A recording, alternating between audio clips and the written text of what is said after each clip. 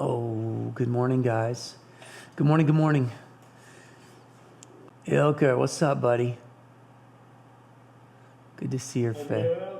Hey, good to see your face, my friend. Soon here. Soon you'll be back. Hello. Good, let's see who else here.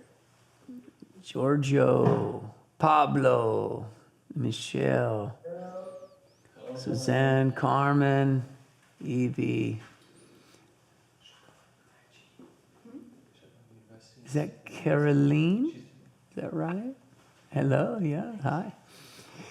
Let's see, Ava, Alistair, what's up with you and your beautiful lady there? The brothers and the sisters representing from Prague, what's up? Let's see, and Nicole, Michael, Julian, Georgie. Well, guys, got a nice little crew to come in and do some movement with us this morning. So it's really nice to have you guys. Thanks so much. I appreciate it. It's nice to be loved and supported. It really is. I'm very grateful. So thank you so much. Let me see if I can't find Melane's over there. She'll come in a second. She's just getting her little thing put on. So I hope everybody's Sunday is going beautifully. I'm just gonna, chat for a quick second. Hey, Banana. And then, good. Thank you. Teddy, what's up? Ava, hello. Yeah, I am. There she is. Just need to get my hair and makeup and everything done, There she was. Here, let me scoot over so you have a spot. There we go. Okay. We haven't done this forever, guys. It's been a while. Yeah, we used to do pretty consistent Sunday sessions with our squad, and we haven't been back in a bit of time. It's gotten pretty difficult just because we are traveling so much now that once the pandemic, quote unquote, ended and we went back out on the road, it made Sunday sessions pretty difficult. So because we're touring and teaching so much. So that's why we're not doing it anymore, just in case anybody was like, why did they stop doing that? That's the reason. But what we've done here, guys, was we decided, recently I've been hyper-focused on creating some content for my combat athletes out there. And they finally got me. I don't really like recording things. I'm not particularly fond of the online of this thing. I like to work with people and teach, and so I'm always resistant to actually filming stuff. But it took us 4 years, I think, to get you back. Yeah, it took them 4 years to make me come back and do this. But I kind of honest. I'll be honest. I kind of hate it. So if you're Melaine actually. We showed her a cut of one of the things I was shooting, and she said, "Are you not happy?" Like what? Because I was like, "Is that your 100%?" Is that your 100%? I was like, "Yeah, that's my 100%." Because I can't pretend. I'm like, I just don't. I'm not a fitness instructor, so I don't like to be on a camera going, all right, we've got 5 more of these, and now we got 5. I don't like that shit. So my focus is education, and so I get a little stressed out when I've got to pretend that I'm having a good time with a machine in front of my face. So it took me a while to get in, but we created some new material for our squad out there who is involved in combat athletics of some nature, whether you're a jiu-jitsu practitioner or you're training in Muay Thai or you're training in MMA or you're training in any traditional martial art. So we put together basically I think it's about 5 classes, or is it 4? It's 5. Warm-ups, we have 4 warm-ups. Okay, so did 4 warm-ups and 4 basically what form of warm-ups and 4 cool-downs. Warming up for a real athlete, proper professional athlete. Number one, you don't use yoga to warm up. So just in case anybody, I'm just going to go ahead and just be very clear with you guys who maybe don't know this, or you're fitness professionals, and you don't use yoga to warm up a professional athlete or anybody who's moving into an athletic activity, because you don't want to stretch and relax the muscles. It actually produces the opposite effect that you want when you're working with an athlete. So you want to have movement that mimics in some way what the person is going to be doing. So you need it to be, as an example, if I've got somebody who's about to start grappling jiu-jitsu, I need them to do something that looks like that in some way, and there are no holds. There's no bringing the muscle into a state of relaxation and length. It's actually just creating, activation.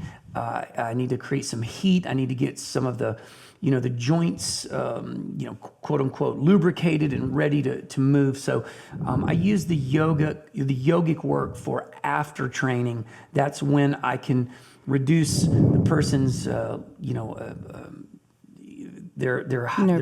nervous system, bring them back to a parasympathetic nervous system, and just get out of fight or flight and calm down. So we're going to take you guys through this today. We're going to take you through one of the mobility chains, and then one of the yoga chains. So it'll be one of the warm-ups and one of the cool-downs that I use when I go and work with my professional athletes. So just so you have a kind of a look at what I filmed for you guys around that. The objective here will be to take, I'm going to use Melaine as my assistant in this. She's going to be the professional athlete. I'm going to take her through the movement. I'm going to break the movement down. And then we're going to do, in the warm-up, we're going to do a 1 minute, chain of movement. So it'll be 1 minute of one particular pattern, moving back and forth. Through that, we'll be chaining that pattern with itself back and forth. And then by the end, we'll put it with the other patterns and try to chain them all together in a sort of a combination. Then we'll do some breath work in the beginning. I'm going to do a little bit of breath of fire and belly breathing, very small amount to get you guys going. And then we'll move into some box breath before our yogic practice, just again to turn the fire on a little bit and keep you focused.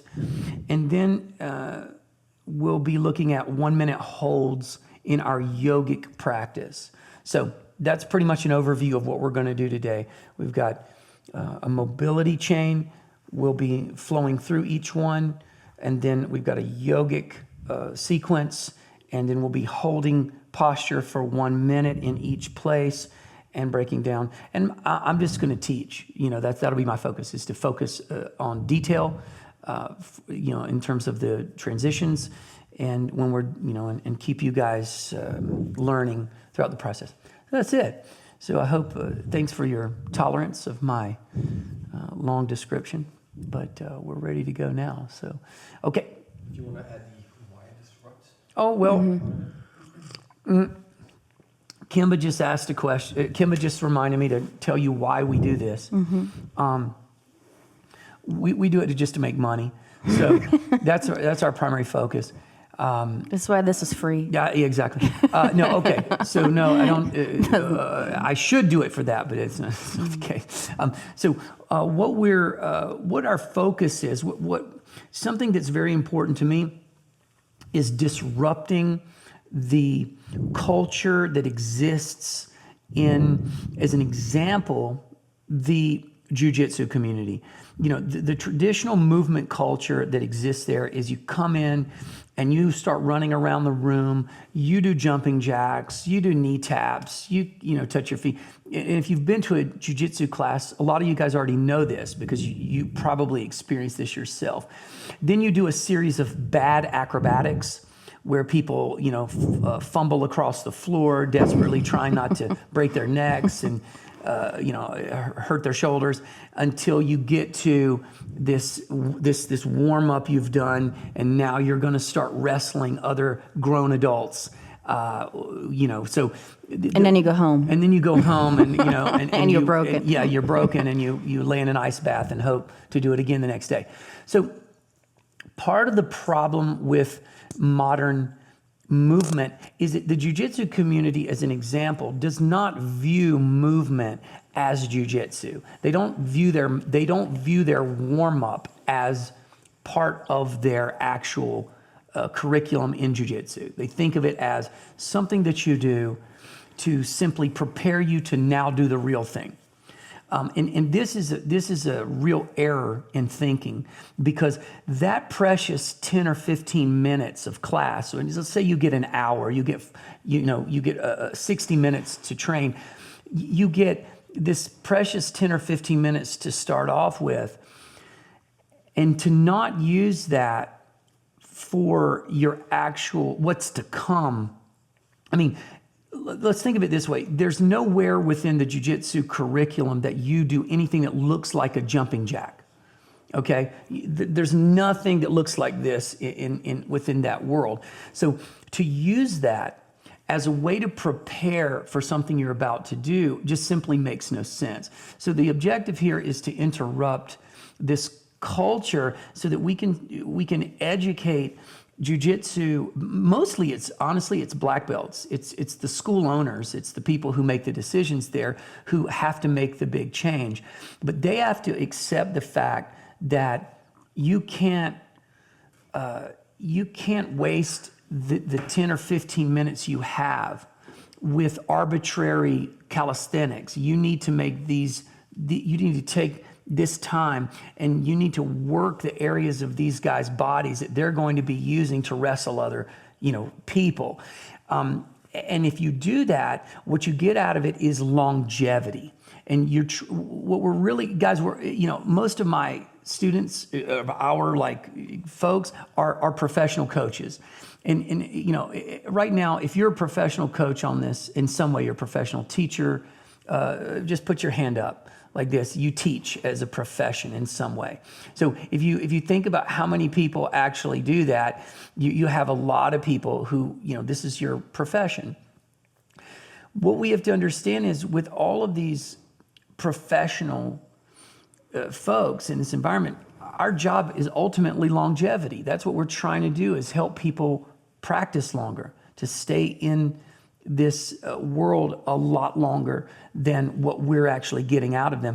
In the jiu-jitsu community, if you walk into a room, you have a very large body of people in there that are 20 to 35 years old. Maybe after you hit 35 to 40, you start seeing that there's this many people. Usually, if I say to a room of jiu-jitsu guys who's 40 to 60 years old, or 45 to 65, whatever, there's 2 or 3 people in the room at most, and I'm one of them. So you have a very small body of people that survive jiu-jitsu. Mm-hmm. And we talk about it being the gentle art, and there's nothing gentle about it. It's a brutal practice, and especially if you don't know how to move your body and preserve your joints. So that's the objective here.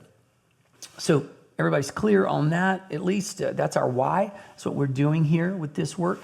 So now let's jump into the movement and take a look at it. All right.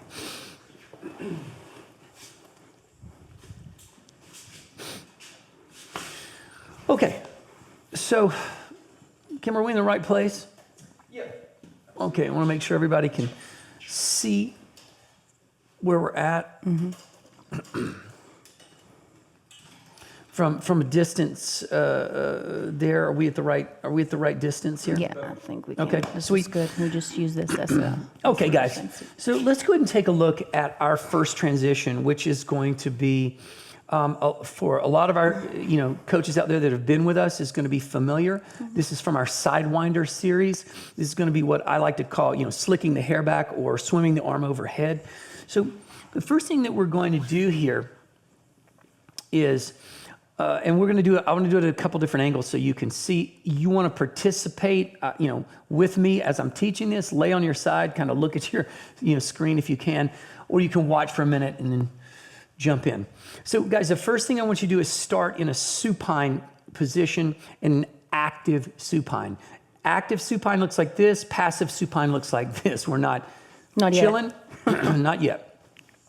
So active, hands in front. This almost looks in the world of jiu-jitsu like an open guard position with the feet on the ground. So from here, what I want you to do is transition in a direction. And in this case, we're going to transition toward Melane's left arm, which will be toward you guys. So in order for Melane to start transitioning left, she forward steps her right foot into a running position. Now, I want you to notice her feet. She does not let her feet stick out in extension, but she's got a very tight running position, which allows her to elevate her hips anytime she wants to come into this sort of butt frame position, or shoulder stack, I like to call it too. So feet are active. Hands are connected to the thighs. And now Melane's going to take her bottom arm, which is her left, and she's going to swim it overhead. Try not to touch or drag the bottom of that arm on the floor as you transition all the way down to a prone position with the arms open. The back is firing, the quads are firing, your butt is firing, you're on the tips of your toes, and you're in an active prone position. From this active prone position, you're going to keep swimming, because that time you swam the left arm. This time you're going to swim the right arm again overhead and in front of you across your chest. Keep that arm off the floor and find yourself to side body position, and then all the way back to your supine. Okay? So let's scoot you all the way here. Let's look at it one more time. So Melane's going to transition to her left. She's going to swim that left arm, and then the right, and she's in prone, and then the right arm, and now she ends up side body and back to her supine position. Now, you can do this and travel across the floor, or you can do it in place. So Melane, what I want you to do right now is turn your head toward the camera, face your feet toward me, beautiful. Okay, so guys, now let's learn how to do this in position in a stationary way. So let's again go to your, let's go to the right this time since we went to the left. Yeah. So to your right side, Melane transitions. Okay, so from here, she's going to go ahead and open up. She's going to contact, the prone position. She's going to come to side body on the other side. Boom. And now she's going to reverse this. Now just flow with it for a second, Melane. Good. So you guys can peek forward and look if you're not familiar with what she's doing. So she's not traveling in any way across. She's just rotating, and she's making contact with the opposite leg each time. So she rotates. Here's her left leg. Boom. She goes back to prone, side body, right leg. Prone, side body, left leg. Got it. Okay, that's how we're going to do this in a stationary way. Okay? Does everybody feel pretty clear, I hope, on how that is to be executed? Just one little detail in case your shoulders are tight, or you have someone you're working with tight shoulders, and they can't really execute this extension, right, where you're bringing your arm over your head. You can without dragging, yeah. Yes, you can use your opposite hand on the ground, almost like a push-up position, and lift yourself slightly off, and then still find this big circular motion here that you want to create. Okay, so just like a little, almost like using a block, right? Elevating yourself a little higher. And it's important, guys, that when you get to this belly down position, which is your prone, and your arms are up, you're really looking for a lift here in the low back. So the entire back line is firing so that you can get as much, extension as possible. And then the arms are open because you're trying to open the chest here. That's all part of the gig. And in, how this applies, in the world of combat arts is this constant spiraling and rotation we use when we're striking across the body, we're kicking, we're grappling, we're constantly using spiraling motion, in terms of application. But again, if you want to learn that stuff, you have to come study with me and I'll go deeper into the application of all this material.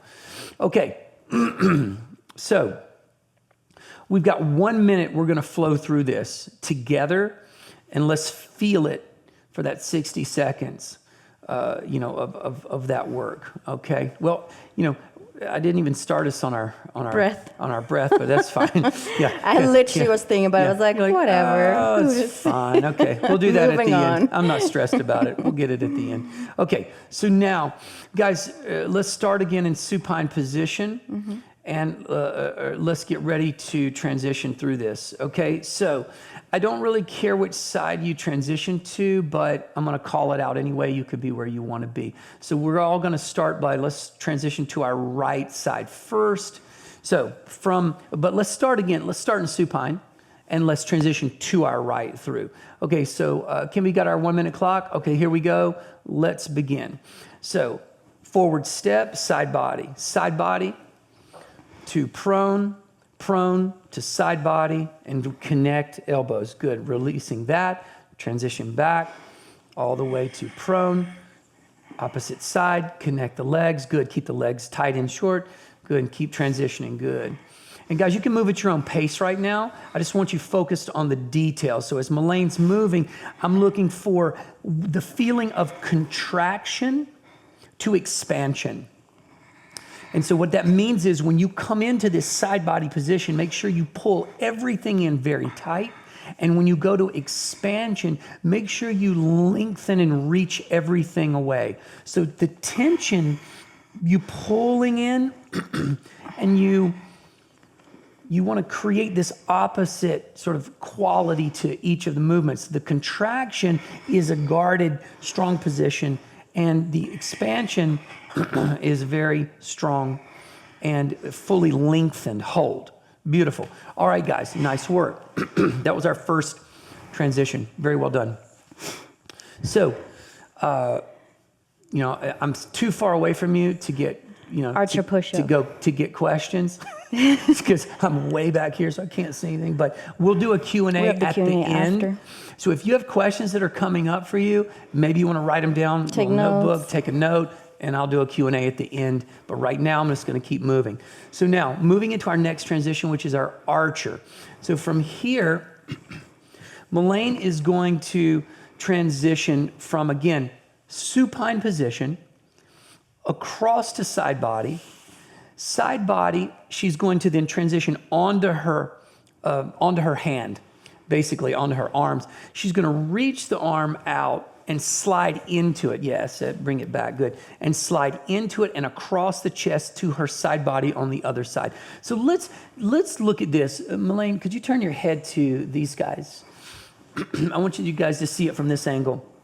And go ahead and start in side body and just show them the slide. So guys, back and forth? Yeah, I just want you to reach your hand out and slide to the other side and then draw everything back into a tight side body.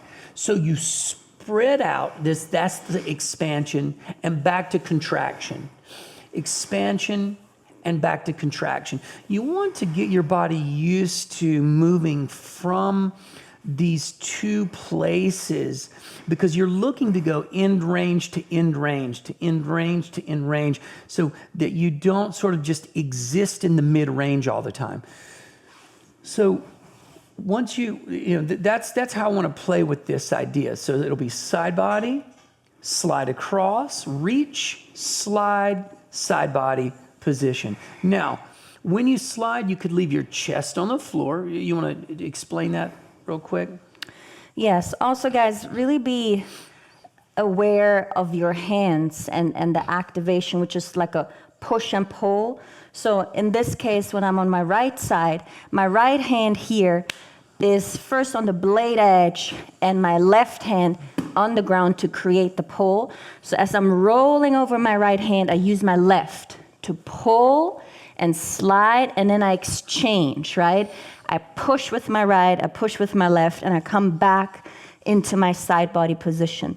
So using your arms efficiently creates the push and pull that you want as you're sliding or as you're coming up slightly off the ground in a push-up position. Okay, beautiful. We've got 1 minute of exploration of this pattern, guys. So let's get in our side body, and now let's begin. So reach, slide into that reaching hand, transition from the expansion to the contraction of side body, and then go opposite, reaching, expansion into the contraction of that tight side body position. Keep flowing. This is not a heavy cardiovascular, demanding movement. So I don't need you to, feel like, oh man, of course I should be doing this fast or looking for, output and quantity. What you should be looking for is the quality of the movement. Try to keep your chest hovering off the ground. That in itself is hard enough because it's a push-up every time you do it, but it's a sliding push-up. So you're transitioning from one shoulder to the other shoulder. So just the movement itself takes a lot of effort. Yeah, maybe you guys are hearing me. Yeah, breathe. Melane's working over here. Keep going, keep going. Good. This is Melane's workout today. Fantastic. And one more, guys. Excellent sliding and holding position. Very nice. Guys, you might notice that I'm calling out several positions repeatedly. Side body, prone, supine. You're going to hear that over and over because these are our five fundamental positions that the body moves from. So you got to get used to having that language for yourself, and you've got to get used to how each of these positions is expressed. And for us, since I'm working with, again, combat athletes, this is always expressed as some type of defensive or offensive positioning. It's never chilling. It's not like a yogic shape where I'm, completely open. Okay, so let's move on to our third transition, which is going to be threading the hip. Do you want to do the combo first or? Okay, we'll do the combination. That's perfect. Let's do it. Okay, let's put the combination together, guys. So now what we're going to do, let's take a look at what this might look like. Do you remember the combination, Melaine? Yes. Okay, all right. One center off to the side. Okay, It's a sidewide loop. good. So Melane's going to be here. Right, and then we go back. And then archer this way. And then slide. Okay, so guys, that's what we've got going on here. We're going to do a sidewinder across the center. So let's go ahead and do it, work through it together. Sidewinder through the center. Good, all the way. But then you want to stop in side body. She's going to stop in side body. And then we've got a second sidewinder coming up here. And then we're going to slide across to one side and then slide back again to the opposite side. So we're just going to connect these two guys as a chain or a pattern, okay? So let's give this a try. We're going to flow through this. So first thing we're going to do is I want you guys to start in supine position on your back. And now forward step to side body. Go ahead and swim the arm overhead. Continue to swim overhead, and you're going to end up in side body position. Now, reverse, swim overhead, side body position. Reach the hand, and now slide across, side body, reach the hand opposite direction, slide across, side body. Here, now start swimming the hand overhead. Side body, beautiful. Swim the other arm overhead. Side body, fantastic. Reach the arm, slide. Good. Reach the other arm and slide. From the side body, here we go. Swim the arm overhead. Beautiful. Come back to that tight side body running man position. Release. Good. Rotate the other way. Side body connected. Good. Now reach and slide. Excellent. One more. Reach and slide. And pause in side body. Excellent, guys. Nice work. Okay, so that was our overhead in our archer slide, individually and connected. So now let's move to, and again, when we do our Q&A afterwards, guys, you can ask questions like, hey, where does this, how do I use this as, what's the application or whatever, we can discuss all that material. So now, from here, we're moving into our third, this way first. our third pattern, which is going to be threading the hip. Okay, this is our Sidewinder series, and this is the actually the fourth one of the fourth technique within it. So Melane's going to travel toward you. The arm that she turns, so she's in side body position. That same arm that is on the ground is the arm that's going to thread between her hip and rib at the bottom. You can see there. Melanie, can you turn toward me now? Let them see it from a different direction. So as you can see her thread that elbow out and back through the hip. So guys, it's always good, play with this while I'm teaching it. You can also try it too. So switch to the other side, Melaine. And she's going to thread the opposite. So we need to learn how to thread this arm. I do not want you to lift your hip off the ground and then bring your arm in an extended, no extension of that arm, and then sort of like a robot, kind of bring it down and past the thigh. What's happening here is the elbow is punching through that space. As it punches through the space, you reach out and extend it long, and you spread the hands in opposite directions, and you come into a prone position, very strong, activated prone. Okay, so now, Melanie, if you could turn your head toward these guys. Okay, guys, last piece of the puzzle. So if you could you start on your belly? All the way down, yep.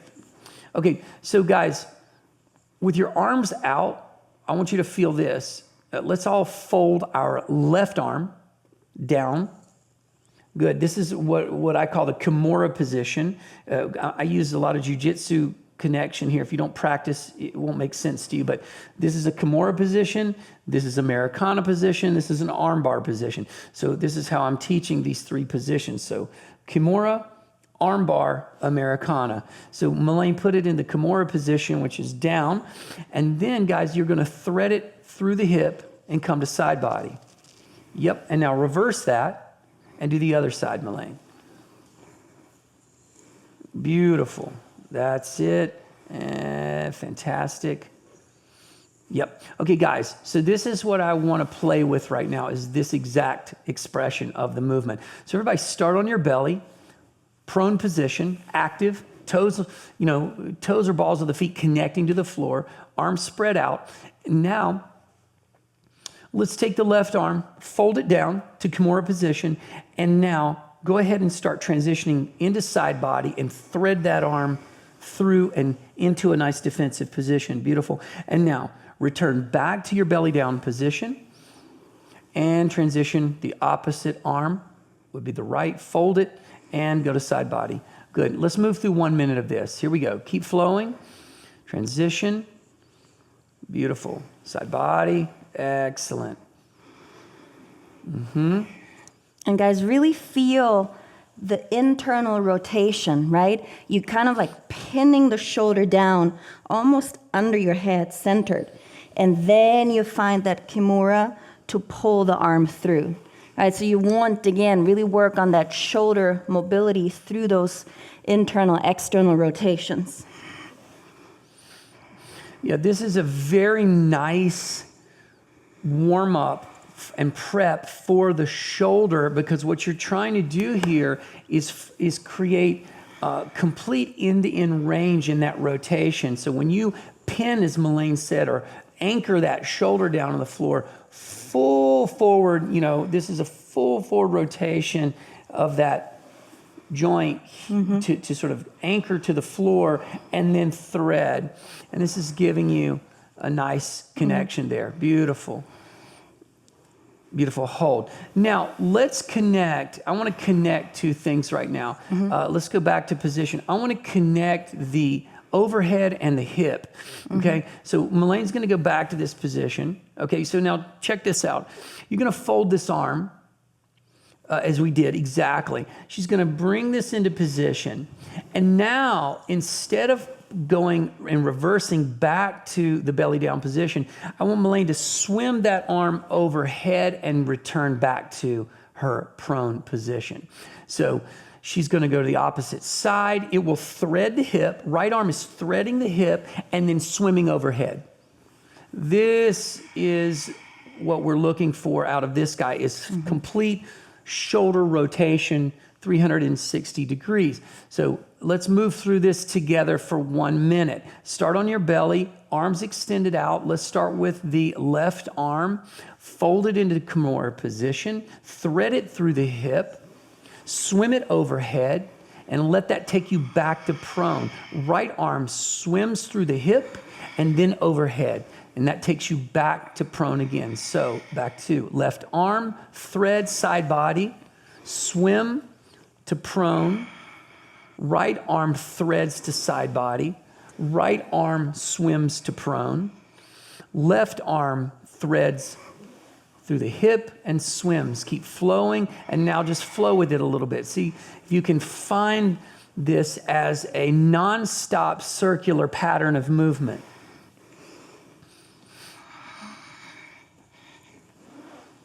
Beautiful.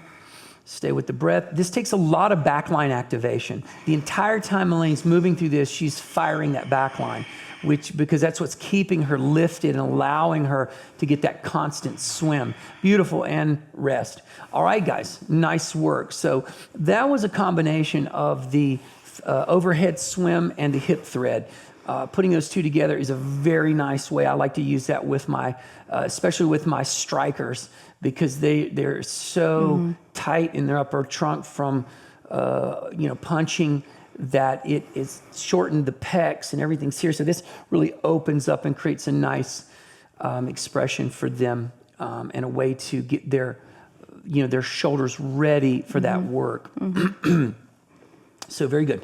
Moving on to our next transition. Okay, this is our lateral shoulder roll. So what we're going to do here, this is probably going to be the most challenging thing you do today. I don't know if that, I doubt the last thing we did is going to be as tough as this one is for a lot of people. We're going to be moving over the sort of the head. This is the reason it's called a lateral shoulder roll is because we're shoulder rolling from our right side to our left, or left side to right, through the inverted position. So what I want you to do is, from supine, you're going to turn to side body. And when you turn to side body, you're going to draw your head toward your toes as deeply as possible. That's going to require some real physical action. It's not a lazy movement. It's an active tightening of that space. Now, once you get as tight as you can into that space, you've got these strong feet on the ground, which you're going to elevate up, and your hips will go up into this, what I call a shoulder stack, or sometimes a butt frame.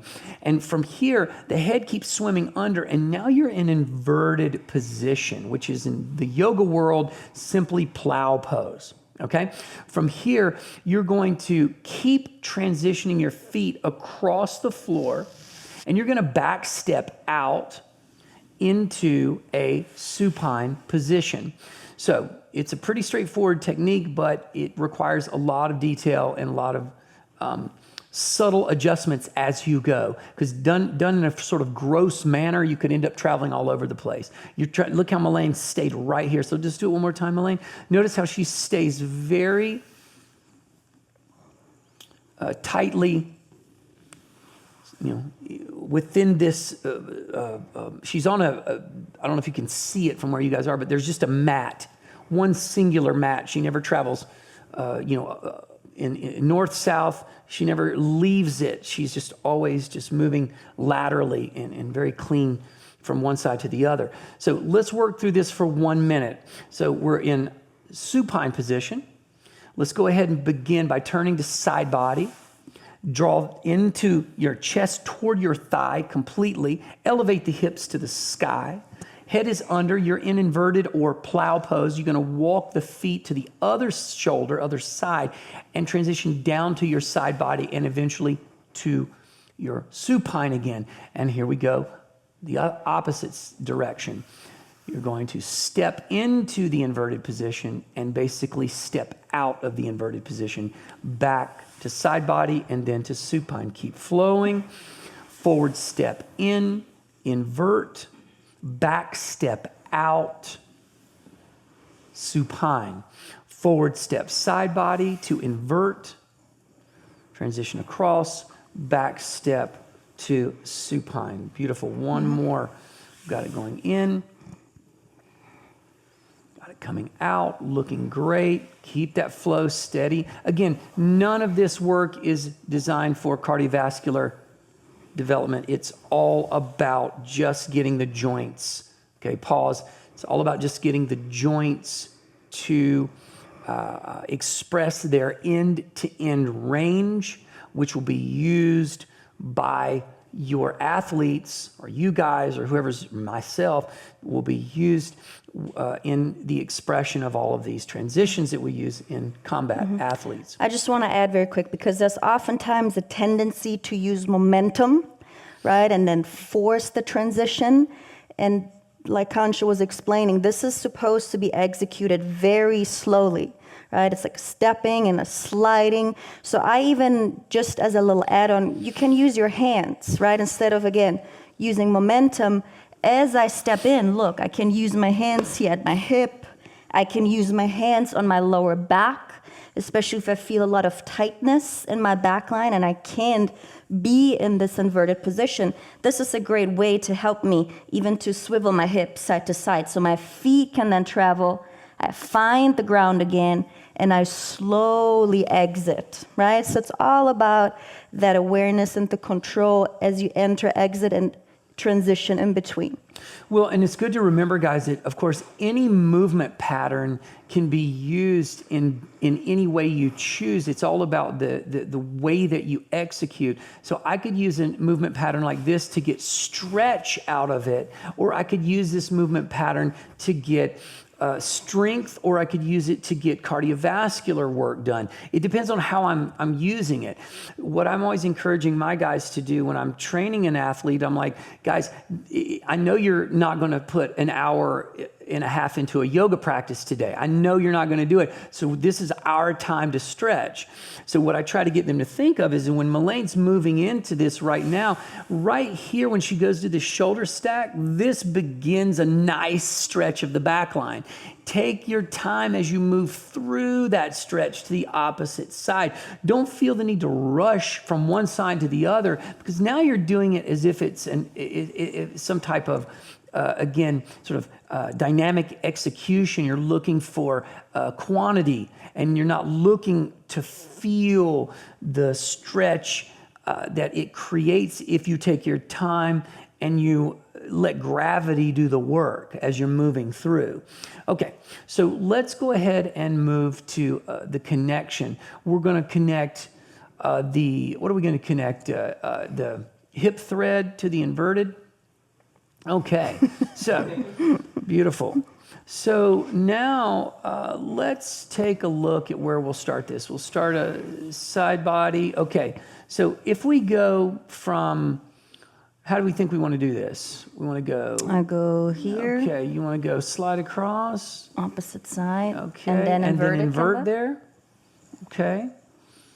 30 seconds in, spin 180. Mm-hmm. This is another way to do that. Okay, I like that. That'll work. No? All right, guys, let's do it. Let's put, because guys, one thing that you should understand about our work is that any transition can be connected to any other transition. All of our patterns connect. That's something that's unique in our practice, is that we're looking to connect transitions. We don't want there to be just sort of this singular autonomous, pattern that doesn't relate to any other patterns. There's really nothing that Malane can't do and connect as she's moving. So as an example, start over there, Malane, real quick. This is just for people who've never really studied with us to understand this. Malane could right now go from she's going to be here. Let's go overhead swim to threading the hip. Like this way back? No, I want to slide. I want to go. Okay, across. So start all the way at the beginning again. I'm trying to make a point of chain connection. So she's going overhead. She's going to thread the hip. She's going to slide across the chest. Am I out of frame? She's going to reverse. She's going to reverse back. She's going to go to inverted. She's going to come back to threading the hip. I mean, we can do this all day long, but the point is that those movement chains are what makes our work specific to Budokon, in the sense that, yes, the individual chains matter, but the connection of the chains matters so very much. That layer is the creative layer. I need the practitioner to learn how to start putting, it's like this. If I taught you a language and I taught you a bunch of vocabulary words, but I didn't teach you how to form a sentence, this is the sentence. And the sentence requires all of this intelligence. Your brain has to be able to, as I'm putting words together right now, my brain is thinking ahead of itself. That's why my words are coming so quickly, because my mind is not only in the present moment of what I'm saying, but it's ahead of what I'm saying because it's grabbing words very quickly. So my mind, my conscious mind is like in 2 or 3 different, it's present, it's past, it's future, and that's creating a very powerful outcome. And it's the same with movement. When you're moving and you're already heading into the next thing and the next thing, and you're predicting it and your body's finding it, this is another layer of learning and another layer of athletic intelligence that we're looking to develop in our students. So it's one thing to give someone a singular pattern that they repeat. It's another to give them a chain of patterns they must, like a piece of choreography or sequencing that they must move through. And that's sort of what our work, is important. That's why it's important for athletes, because that's what we do in athletics, in combat athletics. We chain movement together. We don't just punch once. We go from this to that, to this, to that, to this, to here, to there, to there. It's all chained, Okay, beautiful. So let's move into... We need to do the combo. Yeah, right? into the combo. Got it. Okay, so back to the combo. What were we doing again? Let's take a look at it. We go okay, thread go at the hip, side body, side to threading side, the hip. and then from here into inverted. And from here to invert. So guys, we're going to connect threading the hip to inverted position. This is going to be tricky, but we're going to make it happen. So let's begin in side body. Go ahead, start sliding. That you want to thread the hip and start sliding to your prone position, and switch to your side body on the other side and thread that arm. Good, now you're at side body. Now you've got to draw your head in and invert all the way into your plow pose or inverted position, and take it to the other side and back to side body. Or you could go all the way to supine if you want. Like, you could always start back in this position, that's fine. So again, here we go. Side body, thread the first arm. Second arm threads with the Kimura. Good, take it all the way to supine. Beautiful, take it back there, and then turn back again. Side body, invert. Transitioning. Technical failure, beautiful. Taking it. We lost a piece of equipment there. Melane's moving back through. Guys, you guys keep flowing. Yep, keep flowing. You're moving through.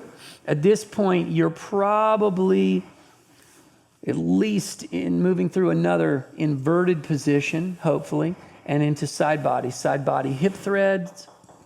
Beautiful. Keep transitioning. And we're going to pause. Fantastic. Okay. I'm going to do the other side. Okay, that was 1 minute on one side. We're going to transition to the opposite side for another minute of it. So you'll switch position, guys. Rotate your head so that it's facing the opposite direction of where you were just facing, so that when you enter this transition, you'll be entering from the opposite side. Okay, so here we go. We've got a nice flow.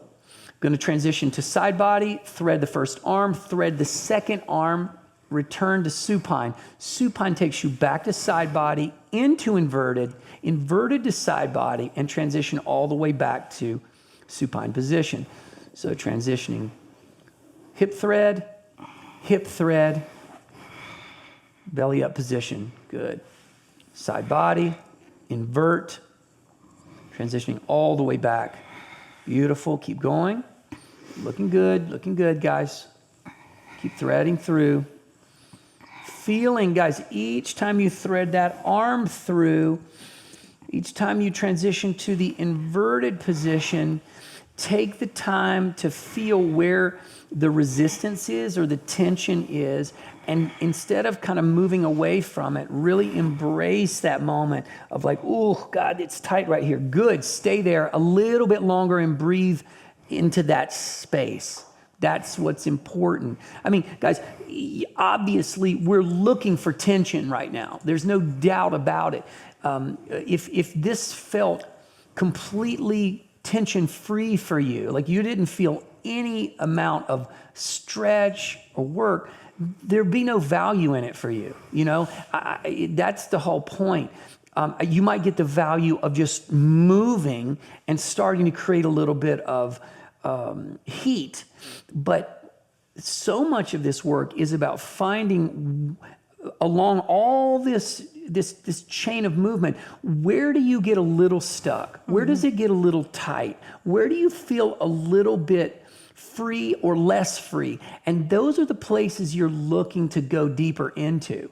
Okay, so it's not about avoiding that or looking for this to feel like great in that way of like, gosh, I just feel so loose. It's really about saying, where am I resisting my end range, and then working in that space. Okay, our next transition is going to be, let's start on our backs, Melaine. We're going to go ahead and take it from here. We're going to transition to combat base. Okay, so. I think I'll do it. Yeah, let's from the center. Okay, so guys, now we're going to move into a transition from supine to combat base. So when you turn and you draw this knee tightly into your chest, you forward step the opposite foot into position. So basically she's doing the exact same thing she was doing every time she was turning to side body, but this time there's a hyper focus on the connection of that bottom side thigh or knee to her chest. Now, as she connects that, she's going to start forward stepping up into position. And it's going to be important to use that back hand in the beginning. So if you turn a little bit so they can get a look at that transition from there. So guys, as Melaine starts to transition in a direction, notice what her bottom hand does. She goes from her shoulder to her forearm to her palm to come up into position. Very important detail in how we transition into a combat base is you want to use the hands properly. You don't want to simply turn to your side and then kind of sit up and just sit up and base your hand. Sit up and boom. We don't do that. We want to actually learn to roll up efficiently using the circular motion of the body to create that proper posting of that hand. Okay? And it needs to be very close to your body as well. Mm-hmm. So turn your feet towards these guys, Melaine. Beautiful. Now let's, but all the way. Turn it, yep, exactly. Walk it forward. Okay, good. So Melaine's going to step up to the right first. So go ahead and turn, step up to your right position. Beautiful. Come back down and turn to your left. Guys, that's what we're doing right now. We're going to just turn this into a nice little loop for 1 minute into position so you can feel it in your body. Okay, let's go ahead and flow through it. Let's start. Good. So, but when you forward step into position, just keep that nice concentration on being round. The more flat or linear you are, the more difficult you'll find it to roll up into position. And that's the key phrasing here. You should be rolling up into position. It should feel efficient. It should feel circular. What you don't want it to feel like is that it's labor to actually get up. Use the momentum of the transition to get you across your back and up into position. Beautiful. Excellent. Stepping up, back step, forward step, into position, coming up. Lead hand is in a defensive position, just extended out, purposefully there to make sure you don't get kicked in the face. Good, and return back to seated upright position, pulse. Good, guys, very nice. That gives you a little sense of the forward step to combat base and how we might use that, some of the details on that guy. Now, let's look at the same transition, but from a seated upright position. So Melane's gonna start in, instead of laying on her back, she's gonna start seated upright like this. Exactly. So from the seated upright, you do a little bit of a butt spin. So she's gonna turn and step into position here. And then she's gonna do the opposite of that, sweep, turn into combat base here. Beautiful. And then when we make this a little bit more complicated, what we do is we come up to here, then we use our knee, we use a windshield wiper to come down, and then we keep traveling in different directions with this. But in this particular case, that's gonna get way too complicated for you in your brain if you're trying to track this from a computer screen. So we're gonna do the most fundamental version of this, which is upright seated, forward step into combat base, and then sit back down, spin to the other side, switch hands, and forward step. Let's try this a few times. Try to get a minute of this in just for practice and feeling it. Good. So upright seated rotation, step. Guys, every time you step into this, stretch a little bit. Use this opportunity to get deep into that combat base position. So instead of just coming up and being, sort of neutral about the position, try to find a stretch out of it. Part of that is why it is a warm-up. Again, it's all about the intention you bring to the movement. So if you bring a little stretch to the movement, try to get to the end range of your hip and the end range of all the joints that are involved in the movement, you get a little bit more out of it, and you get the sort of the intention behind a warm-up in this way. It's again, not to hold the shape, but to just move in and out of the end range of the shape. And end range means that's where you end. That's where the joint ends. You don't have any more. So you're like, where's the end range? It's where the movement ends for you. Because Melane's end range and your end range are going to be different. Okay?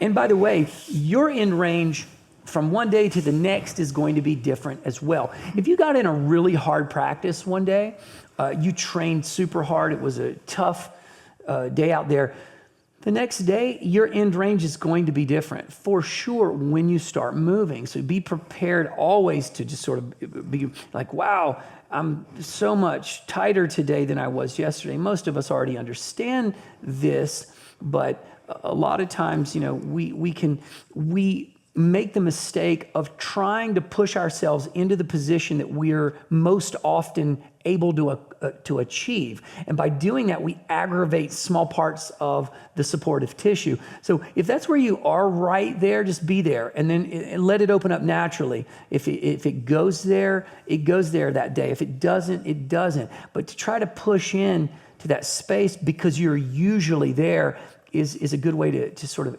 aggravate your, the important sort of components of a joint. Okay, now, what's our final jam? Connect those two first. Okay. Through supine and through upright seated. Okay, we're going to connect supine and upright seated, so we're told by Kimba. Okay, so here we go, guys.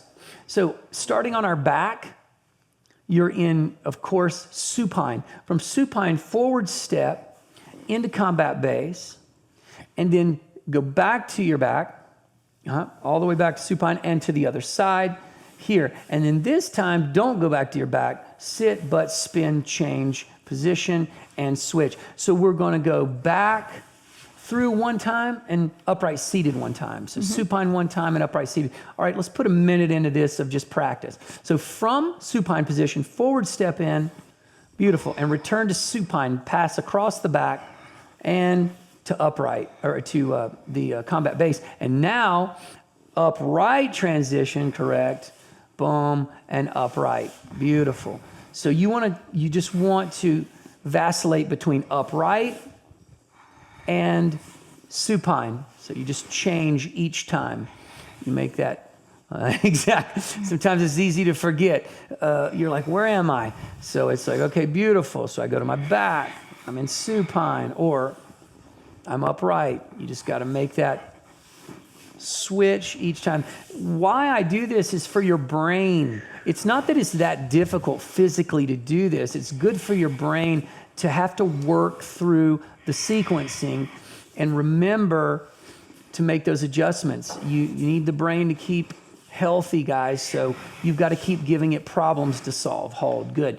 So this is an important element too that I want you to keep in mind, is that cognitive function is, or let's just say athletic cognitive function, is the result of you forcing the mind, the brain, to learn new patterns and experience new patterns. It's incredibly powerful for your brain to be given a new pattern and have to, consciously work with it. It reminds me of, I play, instruments. It reminds me of being on the guitar and you're given a new set of chords to finger. And you're like, and your fingers in the beginning, they don't want to find it. It's difficult. So you have to begin with a da da da da da da da da da da da da da da da, and it's just a building. And then the next day you learn a new song. That's why you keep learning new songs. You don't just play the same song you've always known, because again, you start to depend on a different part of the brain's function. Mm-hmm. We're looking for you to exercise, the process of new learning, not remembering. Okay, there's a very different cognitive process happening there. Okay, so moving now into the full combination of everything. So Melaine, let's go ahead. I don't know how we're going to do this in this little space, but we're going to go for it. Well, I think what we said, we want to do side to side. All right, we're going to go side to side. Transition one time. So guys, let's kind of look at what we're going to attempt to do here, because everybody's probably working in a small space. You're in your living room. You're in this. Most of us are. So here's what we're doing here. First thing we did was a swim overhead. So Melaine will swim overhead and return, into this position. Okay, I think that the best case scenario is that we return always to supine and then go back. So that way, guys, we always have a place we return to or we start from, and it'll be supine. First thing we'll do is swim. After we go to the swim overhead, we'll switch to the archer slide across the chest, okay? And we'll do one, back and forth, left to right side of that. Then from there, we'll go to threading the hip. Back to the other side. We've threaded the hip now. Beautiful. Next thing we'll do from here is that we will invert to the other side. Beautiful. And reversing this and inverting back to the other side. Fantastic. And then from here, we're going to transition to combat base from supine position, and then from here we will bring that combat base to upright seated, as that'll be. Oh, we're gonna okay. Yep, we're gonna make that our final jam, and voila, there we have it, guys. Okay, so let's get through this together. Okay, everybody, start on your supine position. And again, we're not doing this for quantity. We're moving through, looking for the detail in the pattern. So starting on your back, take your time. We're transitioning to side body. And now we're going to swim the hand overhead. Keep swimming the opposite hand overhead. Keep basically spiraling until you get to supine. Now, reverse position. Hand goes overhead. Opposite arm goes overhead, side body to supine. Here we go. Transitioning back. Now we're going to reach out, slide across the chest, Take it all the way back to supine. Forward step into side body, reach, slide, side body, supine. Here we go. We're threading the hip now. Turn side body, thread the hip, transition to belly down, all the way to belly up position. Good. Side body, thread the hip, back step, and supine hold. Next transition is inverted. Forward step to side body, invert, pass through to the other shoulder, back step, hold, supine. Next side, diving in, diving under, stepping across, side body to supine, hold, beautiful. Next transition, forward step to combat base, sit back down, go to your supine position, roll across the back, forward step up, beautiful. Now we're in a seated position, forward step, combat base from seated, turn, upright, and pause. Nice work, guys. Excellent. Okay, so let's go ahead and bring, Melaine, let's bring you here. Okay, so guys, I just want to say that, well, let's go ahead and move to the breath, and then we'll talk a little bit after that. So let's work our end breath work. So guys, you're either seated in a seiza position, which is the feet under, or you can be like me with feet across. So let's go ahead and come into a nice, erect seated position, either way with the variation of the feet. And I want to work through this particular breath work. This is the way I was going to start us, but I, forgot, and so I'm going to bring it in now.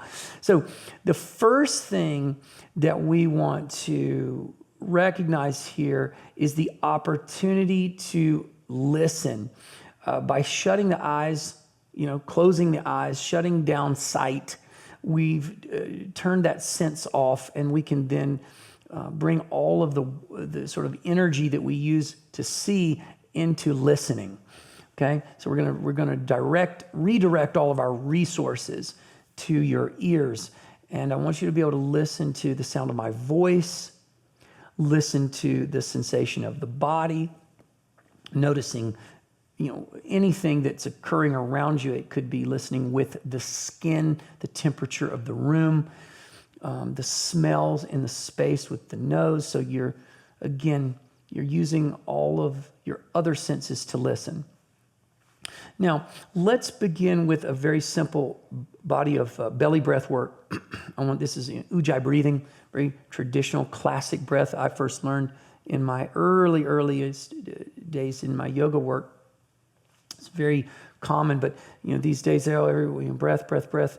But this is just very, very familiar work within the yogic practice, and something that the pranayamic tradition has been teaching for a long time. And that is a very simple inhale through the nose. Allow the belly to round on the inhale. And then on the exhale, press your navel toward your spine and just sort of press all of that air out through the nose, using the diaphragm to contract. And then on the inhale, you'll notice by just relaxing the belly, it'll create a vacuum effect. It'll just sort of suck air in through the nose. And then your real physical work is pressing, using diaphragmatic sort of tension to press all that air all the way out through the nose as well. So let's just do 1 minute of this breath work. So eyes are closed, and now I'm just going to guide you here to sort of work on your own with the inhale and the exhale. I'm not looking for any particular hold or time or length. I just want you to focus right now on allowing the air in by relaxing the belly. Let that vacuum effect occur. Feel the vacuum effect. First, it's important to just kind of feel what happens. And then on the exhale, noticing all the work that you're doing to empty out that air at the very, very ends of the sort of bronchial,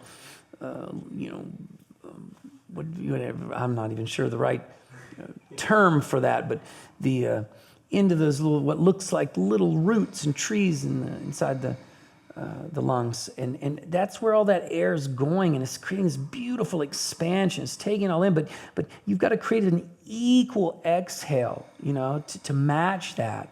So make sure you're giving both sort of sides of this experience, an equal amount of your attention, because oftentimes, we'll take a deep breath in, but we rarely ever exhale to the very end of what's possible. Like we're talking about going back to that end range to end range. What's your end range on your inhale? What's your end range on your exhale? What's your end range on your hold? And that's what we're going to get into right now is exploring the holding of the breath. So now, this time, we're going to take the in breath into a 5 count. So 5 in, we're going to hold for 5, we're going to exhale for 5, and we're going to hold for another 5. Very simple work that gets us kind of, again, this is breath work that helps with focus, okay? So let's begin. Let's start with our first inhale. Ready? Okay, let's start breathing, or start inhaling through the nose. We got a 5, 4, 3, 2, 1, and hold for 5, 4, 3, 2, 1. Release for 5, 4, 3, 2, 1, and hold for 5, 4, 3, 2, 1. Inhale for 5, 4, 3, 2, 1. Hold for 5, 4, 3, 2, 1. Exhale for 5, 4, 3, 2, 1, and hold for 5, 4, 3, 2, and 1. Beautiful, guys. This is a very nice breath pattern used again to get you ready to focus on the task at hand. It's not designed to, take you out of fight or flight and into that parasympathetic state. This is designed to just kind of keep you focused and prepare you for, what I like to say again as the task at hand, the mission that's in front of you, which is, your training. So that is our warm-up. Okay, that's the warm-up that we designed for you guys to explore. That's one of them that you're going to find in the library. So it's short on purpose. So just so you're aware of that, you're like, oh, that was a really short practice. It's a warm-up, guys. It's not supposed to be a full practice. It's supposed to be a 10, 11 minute igniter. That's the right term, to ignite you, to get you ready to go into your physical work. So it's short on purpose. Okay, so now let's move into, let's explore a little bit the cool down. I want to take you through that practice. Again, it's also short on purpose because it's, there's always this assumption that, after you've trained, the last thing you're going to do is probably throw another hour yoga practice in, especially for my guys. After they've just, done a very intense, usually a 2-hour athletic training session of fighting, grappling, punching. The last thing they want to do is an hour of yoga. So if I'm lucky, I'll get 10 or 15 minutes out of them, and at least they'll stretch at the end. So this is what that's designed for, is that very, short, brief, little jam at the end. Mm-hmm. Okay. So let's go ahead and start from our... Just where we are. Yeah, where we are, from our seat of wherever you were in your meditation. But child's pose would be, here in this particular place. We're going to hold, again, we're back to our hold. In the mobility work, we moved for 1 minute, in this particular yogic work, we're going to hold for 1 minute. So that's going to be the difference. We're going to be holding posture or shape. The other one, we're moving through transitions. So first thing I want you to do is come into this child's pose. I want you to stretch your arms away from your body as far as possible. So I want you to reach and lengthen everything out and start working your chest toward the floor. We've got 1 minute here. I want to just work out of this shape for 1 minute. Knees are flared open so that you can, get a little, you can work the sort of the pelvic, the iliac crest, which is the head of the pelvis, sort of toward the floor, and get a little bit of pelvic. There's just a slight amount of pelvic tilt if you can create it here as you're working to lengthen out in this shape. So you can imagine you've just come out of a really tough practice. This is a very nurturing place to be after you've just wrestled and kicked and punched and survived other people trying to murder you. So this is a great place to recover. So we're moving through, again, just a nice steady 1 minute expression of this with, by the way, the belly breath. You should be inhaling through the nose and exhaling through the nose the entire minute that you're in this shape. If you're not breathing properly, you're not going to get the benefits of the 1 minute hold with the 1 minute breath. So stay with the inhale, stay with the exhale, and now let's release this. Good. We're going to walk the hands, back toward the body. So just sort of slide them back or walk them back and come up into position. Now, what I'd like to do here is we're going to just combine a little bit of our mobility into this. We're going to do 1 minute of spinal rolling from this turtle or child pose position into an upward facing dog. So from here, I want you to begin elevating your hips off of the floor, transitioning. And when you get up to this sort of cat-cow position, I want your chin and your chest and your pubic bone, everything's drawing as tightly as it can into this flex position. And then I want you to start rolling down vertebra by vertebra from your spine, your pelvis, working toward the floor as you sort of melt down and lift up into upward facing dog. From this upward facing dog, draw the chin to the chest. Continue to press. I want you to keep your knees on the floor as you roll back vertebra by vertebra by vertebra. Again, feeling the full flexion from each joint that you can produce and take it back to your child's pose. Good. And again, steady breath as we rise up. You're staying with the breath the entire time. It's difficult sometimes to keep the breath as we move, but it's essential here that you're focused on an inhale and an exhale in through the nose, out through the nose, through the belly as you're transitioning. You've only got 1 minute to focus on that each time. So I know you can do that. Beautiful. Rolling back all the way and completion. Beautiful. Nice. Curl your toes under, guys. So elevation of the toes to come under. I want you to this time, let's rise up this last time because I want to get us to a shoulder stretch. So I want you to go ahead and transition forward. Take yourself all the way down to a belly down or prone position. Good. Toes are curled under. Active position of the prone. There's no, again, we're not relaxed here, okay? So now I want you to take the arm and I want you to extend it. Let's take the left arm, extend it out long. We call this the arm bar stretch, arm bar position for my grapplers. And now I want you to take the right hand, put it right by the shoulder. We're going to fold the right heel to the sits bones. We're just going to take a nice long back step into that arm. Good. And now I want you to find 1 minute here. Come back to that steady ujjayi breathing.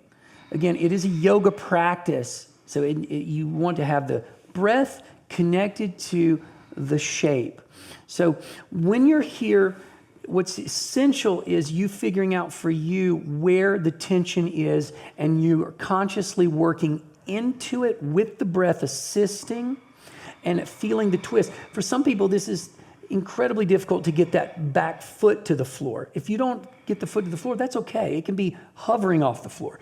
If you can only find the tip of the toe to the floor, that's fine. It doesn't matter, but make sure you're working, because this is a spiraling motion that should be happening. Hips are rotating to the sky as the chest is sort of, counter anchored, and it's creating this big spiral through the body. Head could be relaxed on the floor. You could be lifting and working into that as well. It's only 1 minute, as I said, for you on this movement.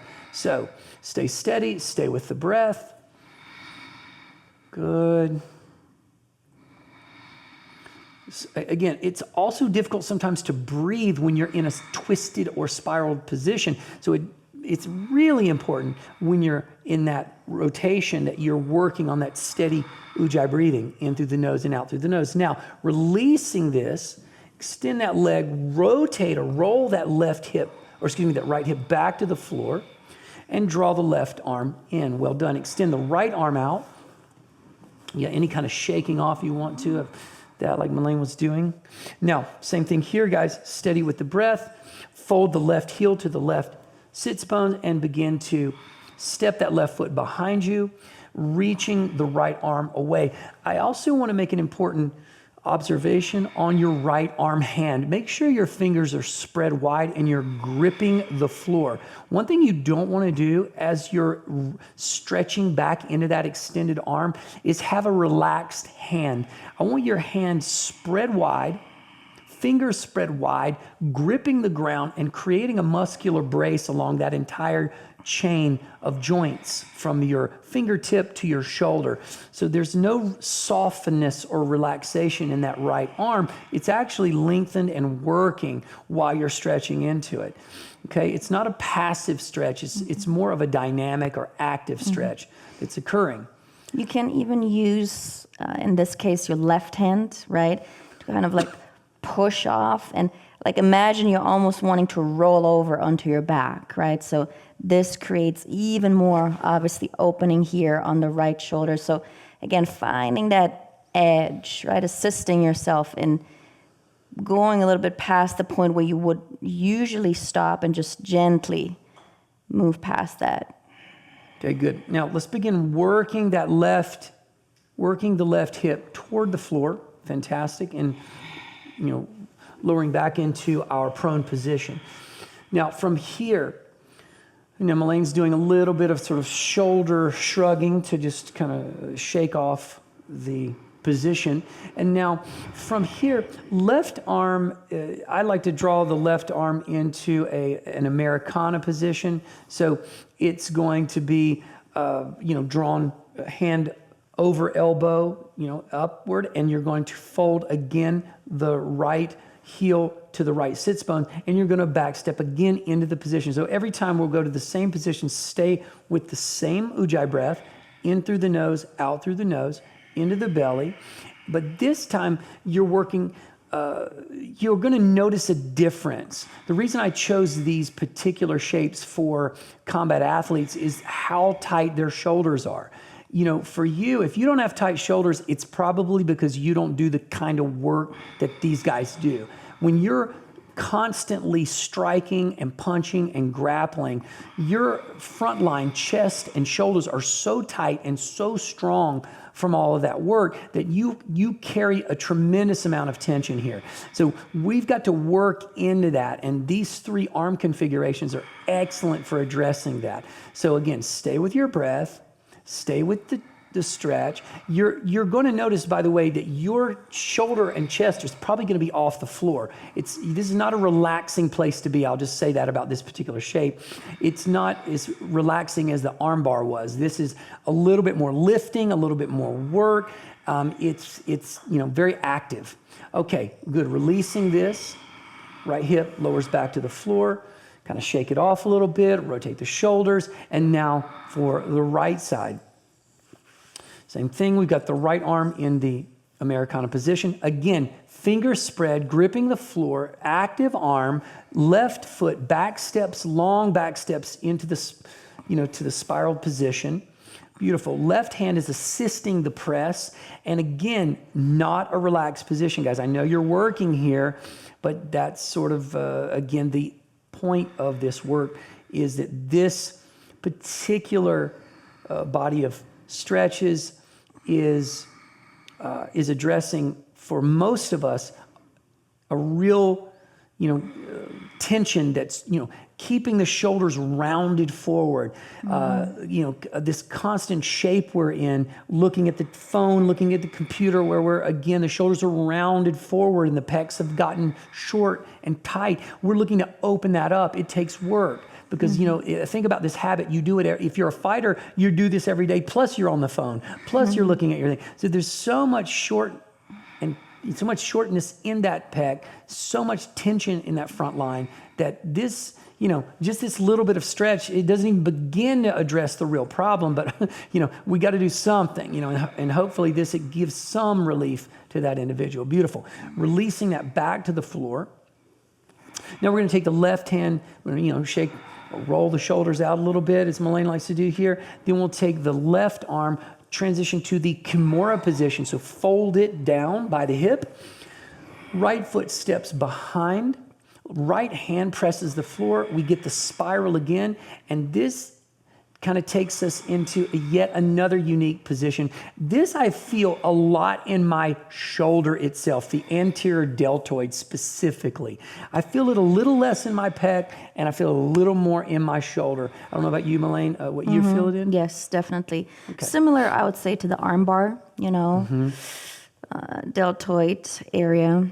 And I think what's important also that you guys really aim to keep your elbow pretty much in line with your shoulder, right? Same for the Americana, because there's oftentimes this tendency to just lower the arm a little bit and drift away, but then you also keep losing where you actually want to go and find the stretch. Well, yeah, you want it to be more comfortable, but that's just not helping you. So make sure you keep that elbow elevated at it's wanting to be, as she said, parallel to the shoulder itself. So stay with the breath, guys. You again, if you've lost your breath, come back again. Steady inhale, steady exhale. Come back to the belly. Stay with your, again, ujjayi breathing as you prepare for the right arm. Okay, so we reach that right arm out, we fold it, make sure the elbow again is right across from the shoulder as we back step into our position. Another 1 minute hold, stay with the breath, steady, steady, steady. And again, you at this point in your practice are looking to be curious. Curiosity is the most important thing about a good stretching practice, is that you're looking for different aspects, different variations of the position. Instead of thinking, I've got to be a static statue here. I can have micro adjustments and micro movements in the position where I can look for areas around the joint's position to sort of move into and out of. You don't have to think to yourself, I'm just stuck here and I need to hold and not move. I think that's a very sort of limited way of thinking of stretching. Think of being in the general shape and looking for little things around it. Even all the way down to your lower back, right? Because as I'm pinning here, in this case, again, the shoulder down, that gives me this anchor point from which I can move away, right? My lower trunk is moving away. So this really gets into the lower back, which is also very nice in addition to the shoulder. All right, we're spiraling back to the floor. Beautiful, nice stretch there. Okay, guys, so we had a nice time exploring our shoulders there for a moment. Now go ahead, from here I want Melaine to go ahead and walk the hands back. So everybody start walking yourself back into your kneeling position. And from the kneeling position, let's go ahead and transition back into a squat, deep squat specifically. That's a wide leg squat. If you need to make any adjustments with your feet, feel free to do that. That's just kind of walking the feet open or wide if to accommodate your seated position. Now, from here,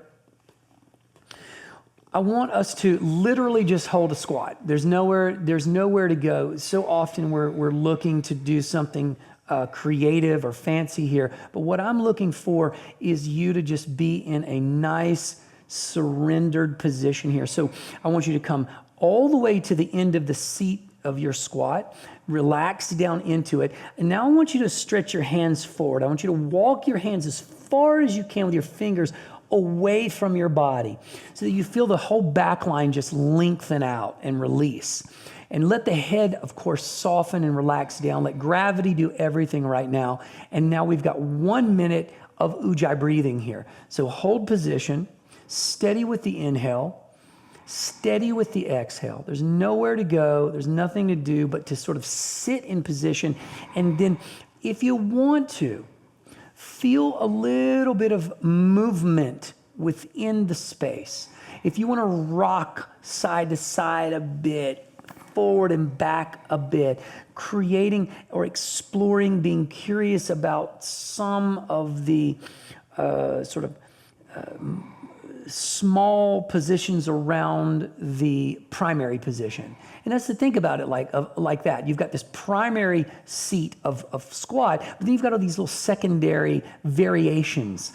When you're a little bit shifted here, a little bit shifted there, a little bit over here, a little bit over there. It's okay to move within the shape to, again, explore and find areas where you're tight.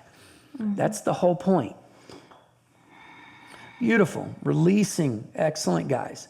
From here, we're going to go ahead and extend the hips to the sky. So I want you to take the hips all the way up, and I want to come into a very comfortable standing wide leg forward fold. So not crazy. You're not in a straddle split. You're just in, feet are usually just right outside of the shoulders.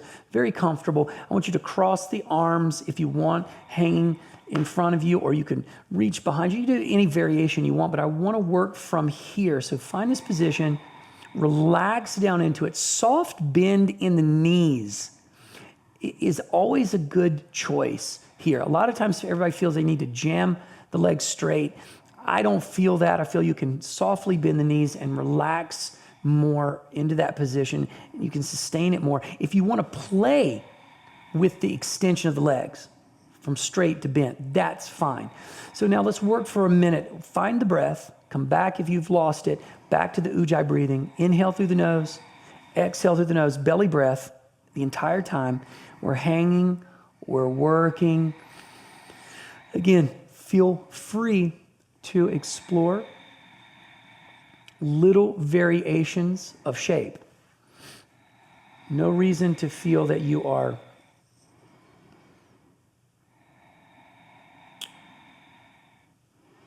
sort of stuck in this. Yeah, I like to kind of sway across to one side, right? And then opposite leg extends, and then I can think about moving my shoulder, my arm away from the hip. So using this opportunity also to start opening again a little bit lower back and side body also as I'm here.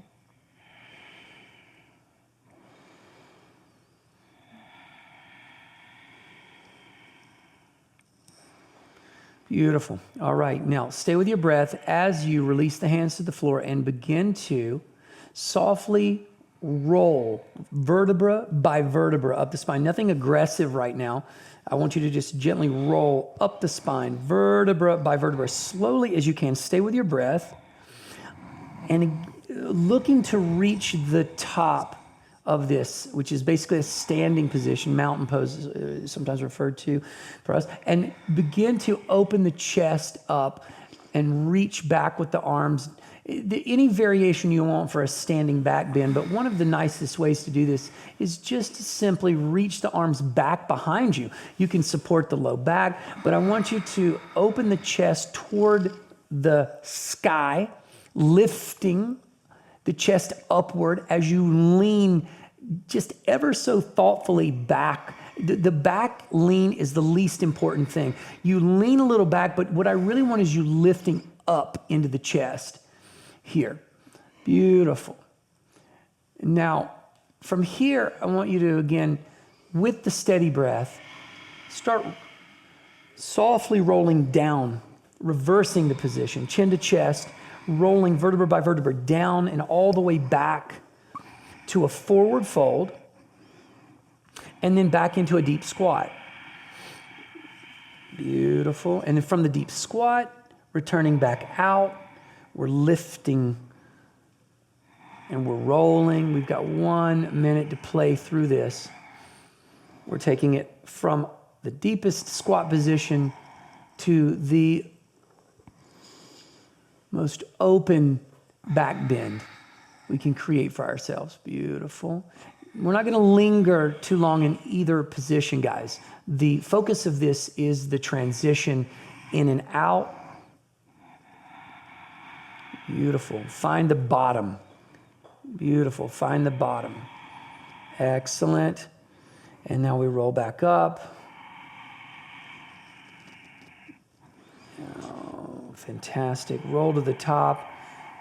And let's pause here. Fantastic, guys. Because we're going to move now into our lunge series. This is good. From here, I want you to simply step your right foot forward. Come all the way. Let's come into a deep lunge. Let's go ahead and lower the left knee to the floor. And let's move first into our Komodo Dragon twist. So from here, I want you to, with your right leg lunged forward, I want you to begin spiraling in and toward that, that lunged leg, which is your right leg, and allow your left hip to work toward the floor. For a lot of people, it's going to be difficult to get full extension here and get the hip to the floor. Some of you guys might need to bend that right leg, and you'll still be floating that hip off the floor because you can't quite get down there. It depends on how tight your side body is. For me, I can't do this the way Melaine is doing it as an example. I'm too tight along my side body to create that. So if you can do this, great. That's an extended leg with the hip, sort of resting to the floor, and you're spiraling all the while in and toward that, forward stepped right leg. Mm-hmm. If you can, you could even take this top arm and reach behind, right? Again, how much rotation and spiral can you create?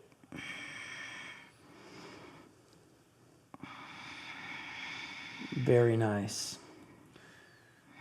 Keep with the breath, steady in. Again, if you lose the breath, come back again and find it. Our focus for this 10 or 15 minutes of practice is for you to breathe consciously and purposefully for 10 or 15 solid minutes as you hold shapes and move. So if you lose that breath, you're losing part of the focus of the practice. So I need you to always come back to the belly breath each time. All right, from here, let's go ahead and come out of this position, that twisted Komodo, and now we're going to step back to the lunge. We're going to, the left leg is behind you. I want you to root your left heel to the floor, and I want you to begin transitioning as much as you can, sort of with the hips sort of downward. You're not going to get too much, you're not going to lower too much here, not too deep, because this inner seam, which is basically your groin, is not going to allow you to go but so deep in I like to call the Sidekick position.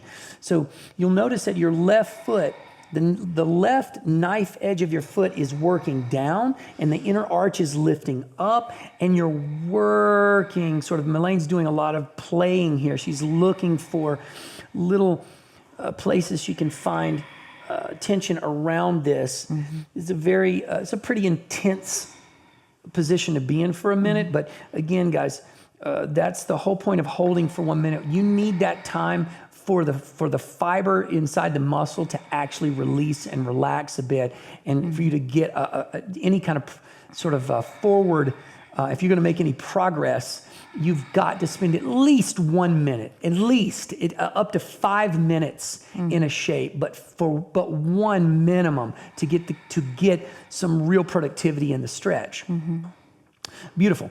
Now, from the Sidekick, we're going to transition to a front kick position. So that's going to have you rotating the toes to the sky and lowering down into the seated position. So also notice this front foot, right? In this case, our right foot is starting to turn slightly in, right? From that fully pointed toes forward position, we're bringing it a little bit more in an angle, but still attempting to really open up, right? Like really open up the space and the angle between both of your legs. Right, because ideally what you're looking for, this is a backline stretch.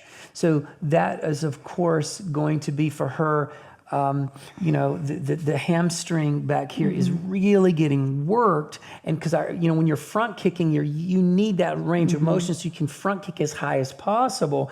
But if this back knee closes off that, it'll keep you from opening the groin up, which allows for, again, more range to occur. So as Melaine said, by using her right arm as a frame to keep that open, it helps encourage this groin stretch along with that backline hamstring stretch. Okay, so now coming out of this guy, let's go ahead and take it from you, Melaine. Yeah, let's go and fold into S seat. So you're going to fold your left foot in and allow your right knee to sort of work towards the floor. You're coming into an S seat position, and I want you to stay again with the breath, fold forward over the right leg. Guys, one thing, can you turn toward those guys with this? Guys, one thing about this particular stretch, you need to just be mindful about where you place this foot in relation to the knee. So the ankle to the knee joint. The more Melaine creates sort of a parallel position here with that guy, the more stress is put on the knee joint itself. If you don't have that hip rotation to allow it to be comfortable, it's okay to just pull that in until you're not stressing the knee joint out. And the same thing happens back here. When we straighten this leg for a classic pigeon pose, this becomes very intense to get this foot forward. So I like to do it with the back knee bent and allow for people to have a little bit more access to the stretch in the front of the hip, which is what I'm really after right now. So let's fold forward, stay with the steady inhale and exhale, and let's work this for a minute, okay? Now, again, from this position, it is completely acceptable for you to play with variations, iterations of the position. You don't have to feel that you, again, have to stick with, sort of the position you put your body in to start with. You can put your body in this position and then play around it. Be free, feel free to be free with that, and be curious and not get yourself sort of thinking that, okay, I'm only, because think about it, if you stretch just one shape, one variation of a shape, look at what you miss in terms of all the other variations around it. Okay, so let's work our way out of this position. Excellent. And from here, I want you to fold this back foot, reach back, let's grab the back foot, fold it in, and I want you to shift back onto your left forearm. Excellent. A big nice stretch and reach overhead if it's possible. 1 minute of this guy. This is a beautiful way to get into that right leg quad and the top, that front line of that entire right leg from the toes to the hip. And then as you stretch and reach that right arm overhead, you continue that chain of stretching all the way into the shoulder. So, Melaine's making this look, really comfortable, but for a lot of you guys, for a lot of you guys, this might be a torture. That's totally fine, but also, this bottom arm, right? Instead of just posting it kind of under your shoulder and reaching, go deeper, right? See if you can walk the bottom arm a little bit further away, and then reach and open up a little And bit for more. me, I would right now, they would already be putting me in an ambulance. So, that works for Melaine, but it doesn't work for all of us. So just be sensitive to that fact. All right, guys, beautiful work. Shifting out of that position. Stay with your breath. Again, you don't lose your breath just because you're transitioning to the next shape. You still keep breathing. Steady Ujjayi inhale, steady Ujjayi exhale. Continue as we step forward and into our lunge. Oh, you want to get seated twist? Okay, let's go ahead. Elaine's taking us to a seated twist. Fine. One more. So we're going to step Last one. We're going to step the right foot across to the outside of the left thigh for a seated twist position. Left arm, again, wraps, if you will, binds around that right thigh, and you get a nice big spiraling twist from the base of the spine all the way up to the sky. So when I say spiraling twist, I mean that you start the twist from your sits bones, okay? So you're seated, start working from the tailbone up that entire vertebral, chain or column to the top, which is where your cervical spine meets the skull. That's the last twist you can get out of that position. So we're here, we're breathing, we're focused on that deep position for the full minute. But breath is hard to find here. This is an essential place to breathe deeply. It's easy to actually not breathe when you're constricted from the rotation and the muscular activation, but it's essential right now that you take full breaths into a twist. Now, release the twist. You can, good. Bring that right foot back. We're coming back into Do left side lunge here. yeah, we're going to go. Yep, we're going to switch it to the left leg in front. The right leg is behind you. You are in a left leg forward low lunge position. Now we're going to twisted Komodo dragon here. So same thing we did before on the left side. We're now on the right side. So big twist, steady breath, 1 solid minute here.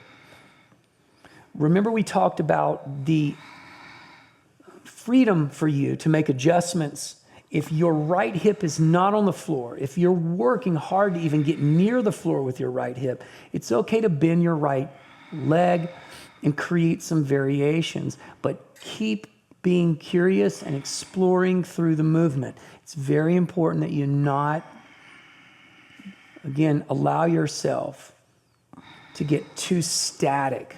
Mm-hmm. There's no need to be overtly static in a position unless you're intentionally doing that and there's something else you're looking for here. Steady breath. We're almost there. Inhale through the nose. Exhale through the nose. Full rounding of the belly. Good. And releasing. From here, we're shifting all the way back into the lunge position. Now we're looking for our Sidekick position.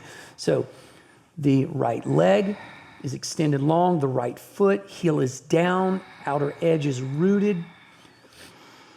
This for my yoga practitioners, this would feel like a warrior two, Or like side angle. or side angle, correct? But we're deep down in it. So it's sort of a variation of what might feel like a side angle and a lizard stretch. It's got this Hybrid. hybrid quality to it. But this is how we sidekick in martial arts. This is sort of the positioning we use when we round kick and sidekick from an architectural perspective. Good, nice twists, big rotations, looking good, guys. Breathing, breathing, breathing. Fantastic. From here, releasing, staying with the breath. Don't lose that. Stay with the breath. Transition to your front kick position. Steady with the front kick. Beautiful. Big twist. Nice rotation. Again, finding the tension, looking for variations, continuing, again, the breath is constant. It's the fuel that allows you to be in this sort of subtle state of movement the entire time. The breath is continuously fueling the release of the tension. So if we lose the breath, we just get more tense. We want to use the breath again to sort of pass through everything and in some sort of esoteric way, releasing, beautiful. Now, from the front kick, we're going to fold that leg in. We're going to transition to a S seat. From the S seat, we're folding forward. Now, a deep fold forward over that leg. Again, the back leg is bent, by the way, guys. You don't have to extend the back leg into pigeon. If you want to play with that, feel free to use that as a variation throughout. But don't come into pigeon that you've always come into, if you're a yoga practitioner and I've always been in this exact position. It's important for you to play with variations of a general shape. So don't get stuck here just holding the place you always hold. I want you to come in, move around, come out. There's a little bit, but again, keeping, sort of holding to the primary position, but looking for different iterations of it.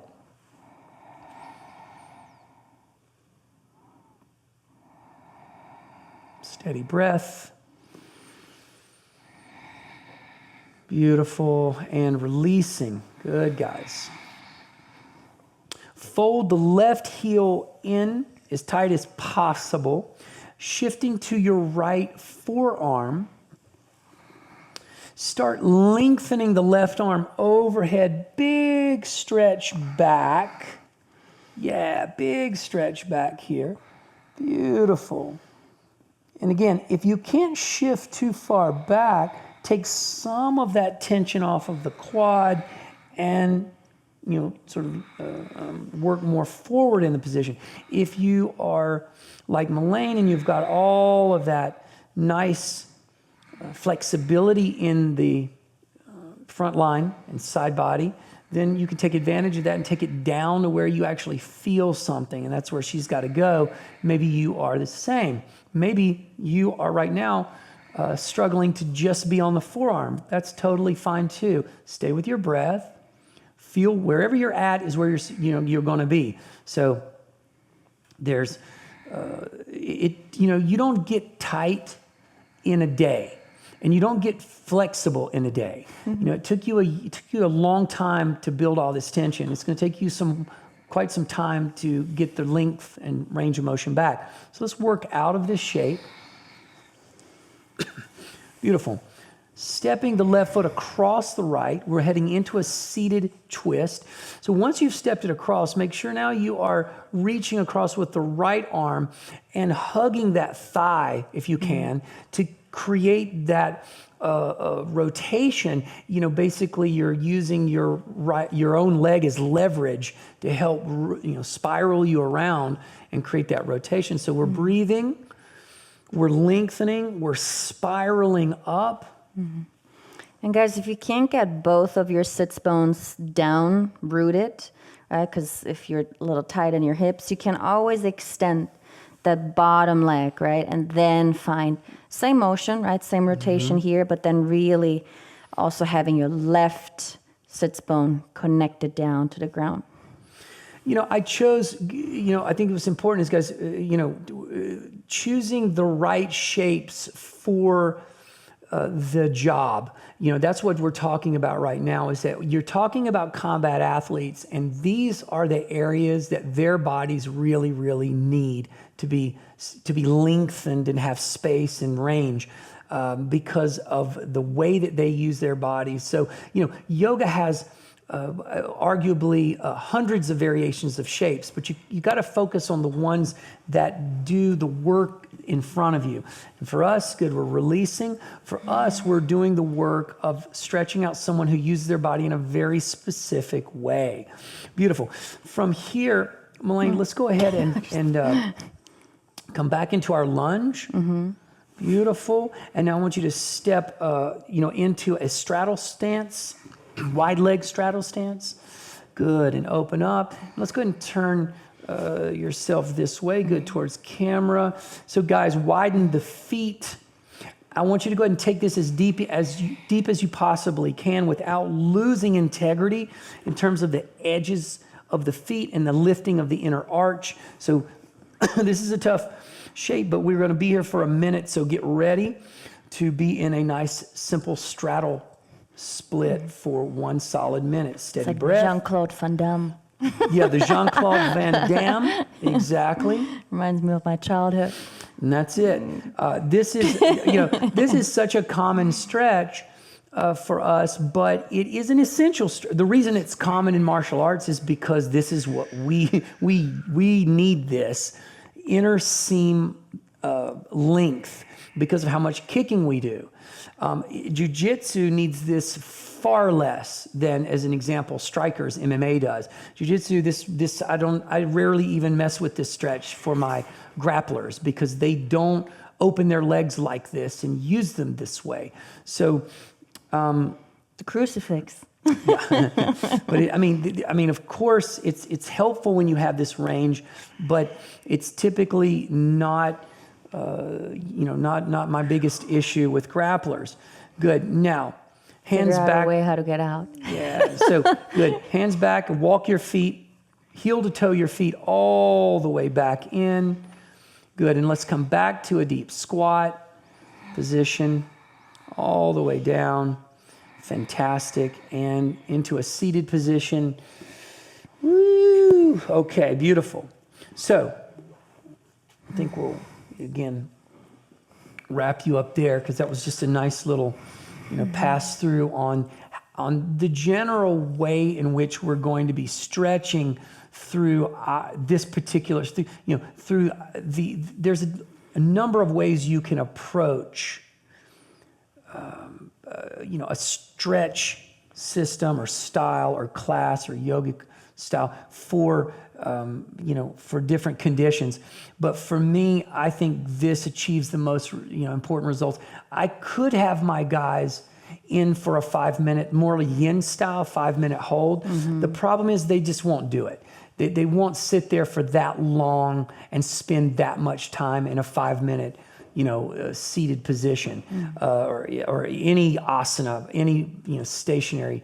So because of, mostly of time constraint, and there's like, okay, let me get in 10, 15 minutes of stretching. Mm-hmm. So I think, your 1-minute holds are probably going to be, we're going to have the most success with that. We'll get the most out of that. That's what I find. And moving through your fundamental positions that address most of the primary shapes that a martial artist makes in their striking. And in their or within the grappling as well. Again, most of all of this applies nicely to a grappler or a striker, mm-hmm. wrestler, or a striker. But some of the stuff really focuses heavily on, like the front kick position, really addresses my striker. Whereas the shoulder work, obviously does, works for both across very nicely. Mm-hmm. So let's go ahead and come into a Q&A sesh with our team here.